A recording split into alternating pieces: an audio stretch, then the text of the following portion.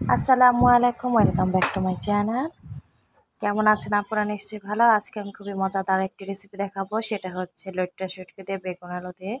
এই যে প্রথমে শুটকিগুলো কিন্তু আমি একটু হালকা পুড়ে কেটে তারপর গরম পানিতে কিন্তু একটু 2-3টি বলক দিয়ে কাটা বেছে নিয়েছি। এই যে আর কিন্তু বেগুন আলু কেটে ধুয়ে নিয়েছি। আর এখানে কিন্তু কড়াইটা বসে দিয়েছি, তেল দিয়ে দিলাম আর পেঁয়াজ কুচি দিয়ে দিলাম, রসুন কুচি আছে সাথে। এগুলো ভেজে নেব ভালো করে। আর এই গরমের মধ্যে কিন্তু এই ধরনের শুটকি ভুনা খেতে কিন্তু ভালো লাগে। এই যে লবণ দিয়ে দিলাম স্বাদ মতো, তারপর কিন্তু আদা রসুনের পেস্ট দিয়ে দিলাম 1 চা চামচ পরিমাণ।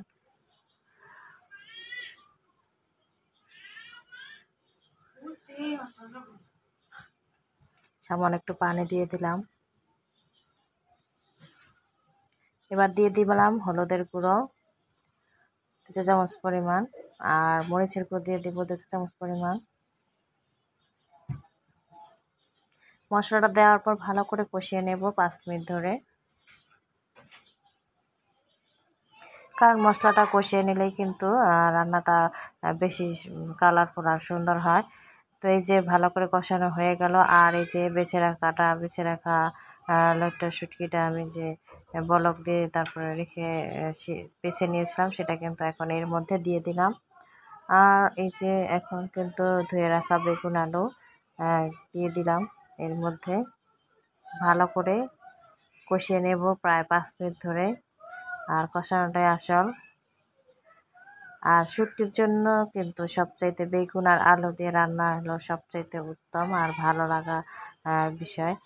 কিন্তু অন্য কিছু দিয়ে কিন্তু এতটা ভালো লাগে না, বেগুন আলু দিয়ে রান্না করলে যতটা ভালো লাগে। এই যে দেখুন, এখন নেড়ে চেড়ে আমি ভেজে নিচ্ছি। আপনারা এইভাবে প্রায় 5 মিনিট ভেজে নেবেন। আর এই যে আমার তো কষানোটা হয়ে গেল এখন। আর এর মধ্যে এখন পানিটা অ্যাড করে দিচ্ছি।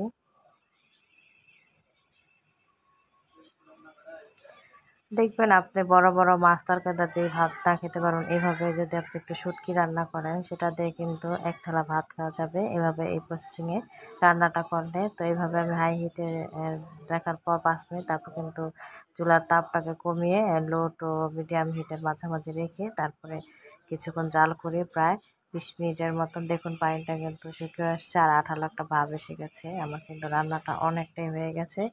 যারা আমার কষ্ট করে ভিডিওটি দেখলেন তারা অবশ্যই লাইক দিয়ে কমেন্ট করে শেয়ার করে দিবেন, এবং ফেসবুক পেজ থেকে দেখলে ফলো দিয়ে দিবেন। আর যদি ইউটিউব চ্যানেল থেকে দেখেন তাহলে অবশ্যই সাবস্ক্রাইব